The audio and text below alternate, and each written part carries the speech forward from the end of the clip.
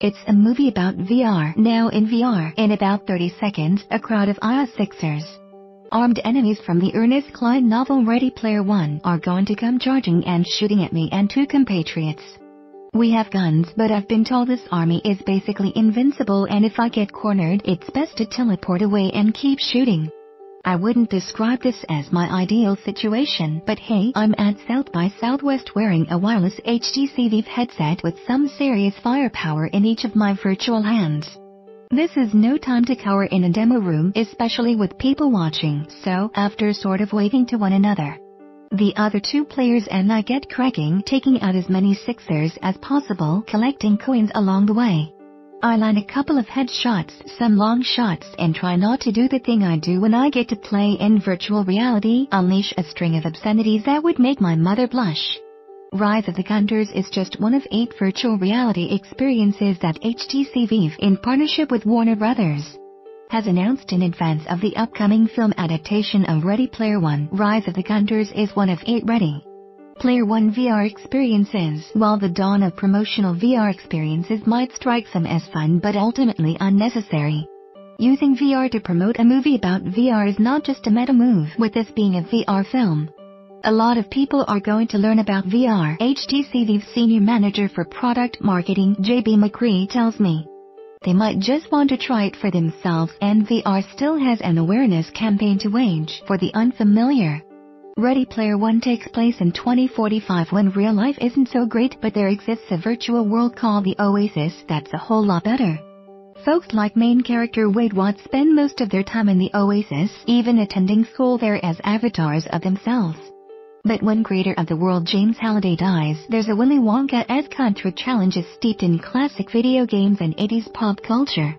The stakes are control of Oasis as well as Halliday's money. The movie adaptation, directed by Steven Spielberg, comes out March 29, but the novel, which appeared in 2011, has held near holy book status for the virtual reality community, which hopes to one day create a VR world, the metaverse. At SXSW, Ready Player One has taken over Event Space Brazos Hall.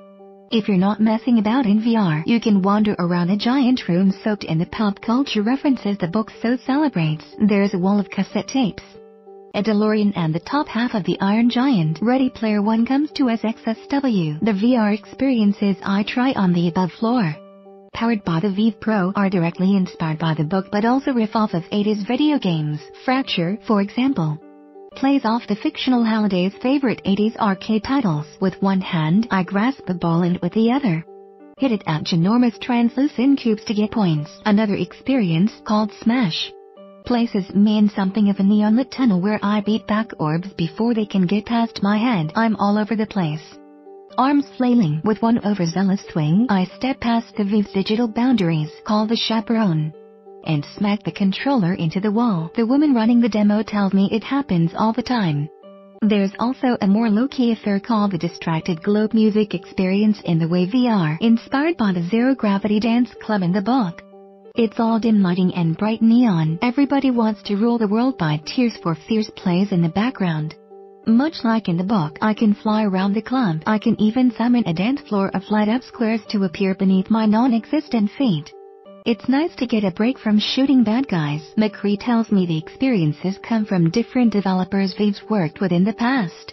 They'll soon be available through Steam and Viviport and in certain VR arcades around the country. In Rise of the Gunters, we complete our mission in an ominous, glowing, golden atmosphere, which is more than I can say for myself when playing Gauntlet. In Gauntlet, I carefully make my way through a dungeon, picking up gold coins, ready to shoot shuffling zombies with a bow and arrow. Finally, there are too many. They're getting in my space and I mutter something like, "Oh God, no thank you," as they finally finish me off. We might not have the metaverse yet, but we've got floating dance clubs and teleportation, and mercifully, the Sixers and zombies stay in your headset. Virtual Reality 101, CNET tells you everything you need to know about VR tech culture, from film and television to social media and games. Here's your place for the lighter side of tech.